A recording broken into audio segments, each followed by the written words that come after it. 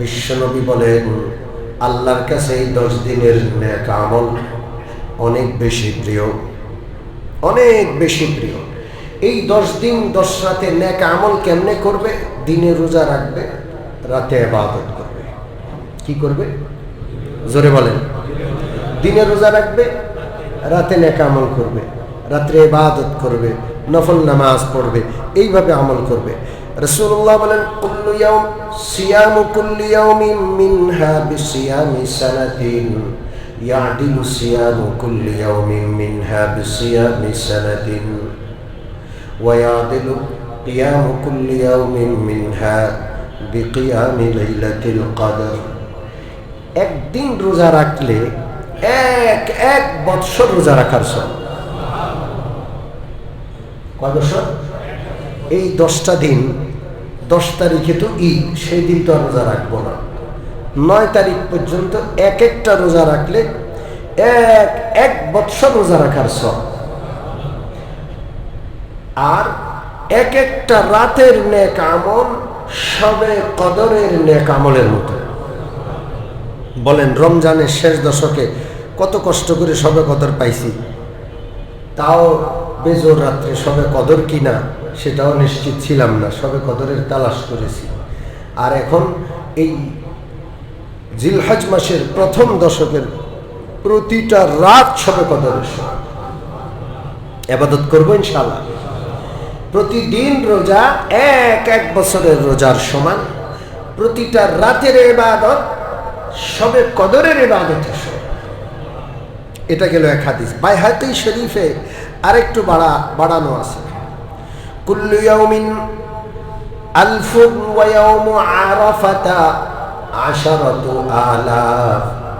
বাইহাকি শরীফে আছে, নবীজি বলেন, প্রত্যেক দিনের রোজা 1000 রোজার সমান। কয় হাজার রোজা? আর আরাফার দিন 9 তারিখের রোজা, এটা হলো 10,000 রোজার সমান। আগের হাদিসে 1 বছরের সমান, এই হাদিসে 1000-এর সমান। 1 বছরে 365 দিন বা 360 দিন, আর 1000 দিনে 3 বছর প্রায়। কয় বছর? হ্যাঁ। তাহলে এই 10 দিনের এক দিনের রোজা রাখা তিরমিজি শরীফের বর্ণনা অনুযায়ী 1 বছরের রোজা রাখার সমান, আর বাইহাকি শরীফের বর্ণনা অনুযায়ী 1000 দিন রোজা রাখার সমান। আর আরাফার দিন রোজা রাখা একদিন 10,000 দিনের সমান। সুবহানাল্লাহ বলবেন। রোজা রাখবো ইনশাআল্লাহ। রাতে একটু ইবাদত করার চেষ্টা করব, শেষ রাত্রে উঠার চেষ্টা করবো। আগে ঘুমাবো, শেষ রাত্রে উঠার ভরসা নাই, ঘুম বেশি গভীর থাকে। তাহলে শোয়ার আগ মুহূর্তে ওযু করে 2-4 রাকাত নামাজ পড়ে আল্লাহর কাছে দোয়া করে শোবো যে, আল্লাহ আমি তো দুর্বল মানুষ, ভোর রাত্রে অনেক সময় জাগতে পারি না, আল্লাহ আমি দুর্বল হিসাবে আমি এখনই নামাজটা পড়লাম, আপনি কবুল করে দেন। বলতে পারবো, চাইতে পারবো ইনশাআল্লাহ। তাহলে রোজা রাখবো ইনশাআল্লাহ। আরাফার দিনের রোজার আরেকটা ফজিলত আছে, সাওমি ইয়াউমি আরাফাতা আহতাসিবু আলাল্লাহি আন ইউকাফিরা আস-সানাতা আল্লাতী ক্বাবলা। আল্লাহর নবী বলেন, কোন বান্দা যদি আরাফার দিন রোজা রাখে, আরাফার দিন বলতে এখানে 9 তারিখ, যে কোনো দেশে আপনি আছেন সেই দেশে জিলহজ মাসের 9 তারিখ ঈদের আগের দিন, ওই দিন রোজা রাখলে বিশ্বনবী বলেন, আমি আশা করি 1 বছরের গুনাহ আল্লাহ মাফ করে দিবেন।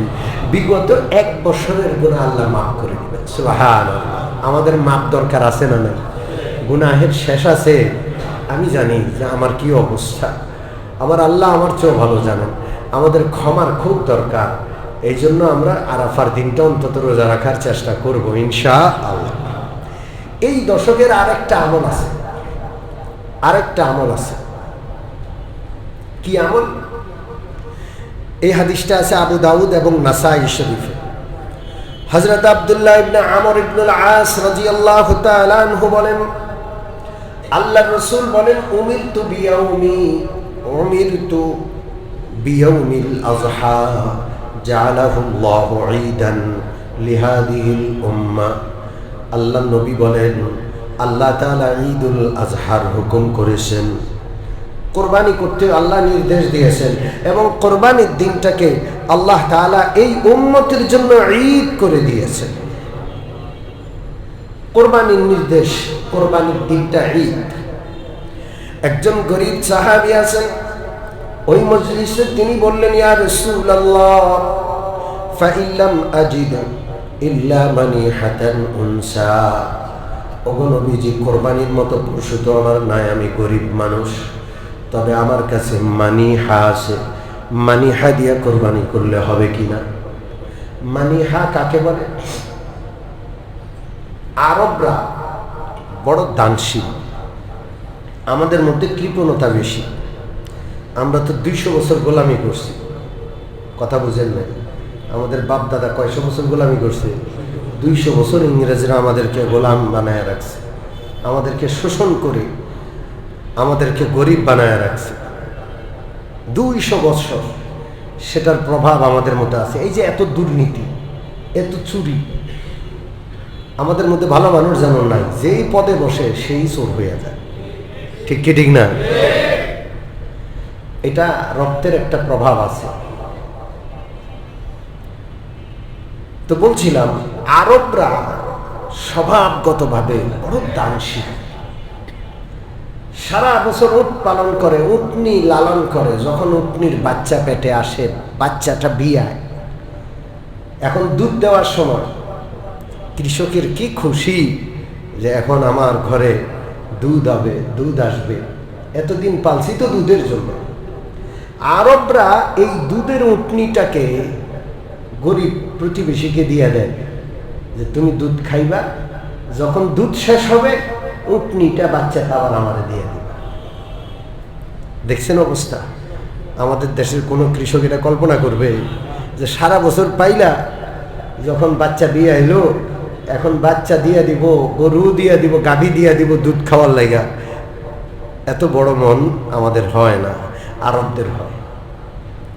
তো ওই গরিব সাহাবী বলতেছেন, ইয়া রাসূলুল্লাহ, আমি তো গরিব মানুষ, কোরবানির পশু নাই, আমার কাছে ওই রকমের একটা উট আছে, আমার প্রতিবেশী ধনী ব্যক্তি আমাকে দুধ খাওয়ার জন্য দিছে, ওইটাকে আরবিতে মানিহা বলায়।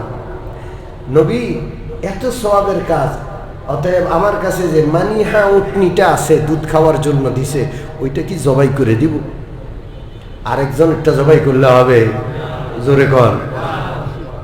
এটা কিন্তু অনেকে বুঝে না, অনেকে এখন অভিযান খুব জোরদার, পুলিশের অভিযান খুব, কি ঈদ আসছে তো, বুঝেন নাই? ঈদ আসছে, যাদের নামে মামলা আছে, অভিযোগ আছে, ওদের বাসায় বাসায় যাচ্ছে, গিয়ে বড় অঙ্কের টাকা বলতেছে যে ঈদ আসছে, আপনারা জানেন না? আর সুনির্দিষ্ট ঘটনা বললাম না, গতকালও আমার বাসায় আমার উপরের তলায় একটা ঘটনা ঘটছে। আফসোস, হারাম টাকা দিয়া, ঘুষ আর সুদের টাকা দিয়া, জুলুমের পয়সা দিয়া, আরেকজনের হক নষ্ট করা টাকা দিয়া ইবাদত হয়। কোরবানিতে একটা ইবাদত, এটা কার জন্য বোঝা দরকার। গরু জবাই হবে, গোশত খাওয়া হবে, ঈদ হবে না, কবুল হবে না। এই জন্য খবরদার, যারা ঘুষ খায়, সুদ খায়, ওদের সাথে শরীকে কোরবানি দিলেও কোরবানি হয় না। মনে রাখবেন, ওদের কোণঠাসা করার দরকার আছে। যারা ঘুষ সুদ খায়, আছে না নাই?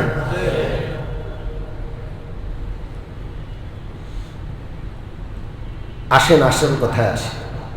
ওই সাহাবী বললেন, ইয়া রাসূলুল্লাহ, কোরবানির নির্দেশ আল্লাহ দিয়েছেন, কোরবানি করার মতো আমার কাছে পশু নাই, আমার প্রতিবেশীর দেওয়া দুধ খাওয়ানো উটনিটা আছে।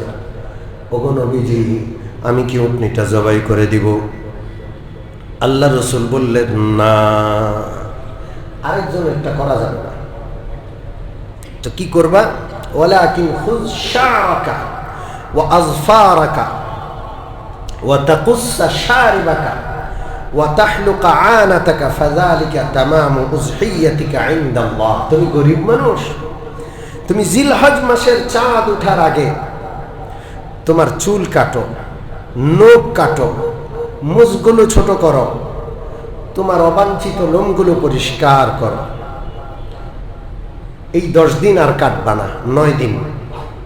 ঈদের নামাজ পড়ে যখন কোরবানির সময় হবে, সবাই কোরবানি করছে, তুমি সেগুলো কেটে ফেলো। এই 10 দিন যে তুমি চুল কাটা, নখ কাটা বন্ধ রাখলা, আল্লাহ তাআলা তোমাকে পূর্ণ একটা কোরবানির সওয়াব দান করবে। আমলটা করবো ইনশাআল্লাহ, করবো ইনশাআল্লাহ। একটা পূর্ণ কোরবানির সওয়াব আল্লাহ আমাদেরকে দান করবেন ইনশাআল্লাহ। চাঁদ উঠার আগে খেয়াল রাখবো, আজকে 26 তারিখ, 27, 28, 29-এর দিনে এগুলো করে ফেলবো, কারণ 29-এর রাতে কি হইতে পারে, জিলহজের চাঁদ উঠতে পারে, হিসাব রাখবো ইনশাআল্লাহ। তা এখন প্রশ্ন আসে, তাইলে যারা কোরবানি দিবে তাদের কি এই আমলটা করার দরকার নাই? মুসলিম শরীফে তাদের ব্যাপারে ওই হাদিসটা আছে, উম্মে সালামা রাদিয়াল্লাহু তাআলা আনহুর বর্ণনা। ইযা দাখালাল আশর ওয়া আরাদা বা'দুকুম আন ইউযহিয়া, আল্লাহর নবী বলেন, যখন জিলহজ মাসের 10 তারিখ সমাগত আর তোমাদের কেউ কোরবানি করার ইচ্ছা পোষণ করো, আল্লাহর নবী বলেন, ফালা ইয়ামুসসা মিন শারিহি ওয়া বাশরিহি শাইআ, সে যেন তার চুল, নখ কোনো কিছু না কাটে। কথা বুঝে আসছে? ওয়া আরাদা আন ইউযহিয়া ফালা ইয়াখুয মিন শারিহি ওয়ালা মিন আযফারিহি। অন্য বর্ণনা আছে নখও কাটবে না, মোচও কাটবে না, কোনো কিছু কাটবে না, কোরবানি করার পরে কাটবে। তাহলে যারা কোরবানি করতে পারবে না তারা কাটলেও একটা কবুল কোরবানির সওয়াব হবে, আর যারা কোরবানি করবে তারাও এই আমলটা করলে আল্লাহ তাদেরকেও সওয়াব দান করবে। রাজি আছি ইনশাআল্লাহ? তাহলে আমরা দুইটা জিনিস জানলাম। 1 নম্বর হলো এই 10 দিন আল্লাহর কাছে খুব প্রিয় দিন। দিনের বেলায় রোজা রাখার চেষ্টা করব, রাতের বেলায় ইবাদত বন্দেগী করার চেষ্টা করব। এক এক দিন রোজা রাখলে কমপক্ষে 1 বছর রোজা রাখার সওয়াব। এক এক দিন রোজা রাখলে বাইহাকি শরীফের বর্ণনা অনুযায়ী 1000 দিন রোজা রাখার সওয়াব। এক এক রাত সবে কদরের সমতুল্য। আর আরাফার দিন যেটা 9 তারিখ, সেটা 10,000 দিনের সমতুল্য। এবং সেই দিন রোজা রাখলে আল্লাহ বিগত 1 বছরের গুনাহ মাফ করে। রাত দিন রোজার ইবাদত। আর এই দশকের আগে চুল, নখ, মোচ, শরীর অবাঞ্ছিত লোম পরিষ্কার করব। এই 10 দিন হাত দিব না, একটু কষ্ট করব। এটার দ্বারা কি হবে, হাজিদের সাথে আমার আপনার একটু সামঞ্জস্য হবে। যারা এহরাম পরা, আল্লাহর ঘরে গিয়ে এহরাম পরে অপেক্ষা করছেন, এহরাম অবস্থায় চুল, নখ, মোচ কাটা যায়? জোরে বলেন। আমরা সেখান থেকে হাজার হাজার মাইল দূরে বসে হাজিদের একটু সামঞ্জস্যতা অবলম্বন করছি। আল্লাহ আমাদেরকে পূর্ণ কোরবানির সওয়াব দিবেন ইনশাআল্লাহ।